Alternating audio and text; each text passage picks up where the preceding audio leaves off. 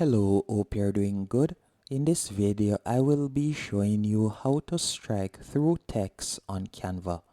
The first thing you want to do is select text from the left hand menu option. So let's say for example this text box. Now to strike through text, all you'll need to do is simply select the entire text box or the text that you would like to strike through. Then you're going to tap on the three dots in the top right hand corner right below share.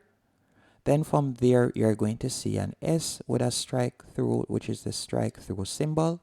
You can simply tap on that and you can see that it has now been strike through, as you can see right there. And that's it. It's as easy as that. And again, I could tap on text once more. Then let's say for example I would like to only strike through heading.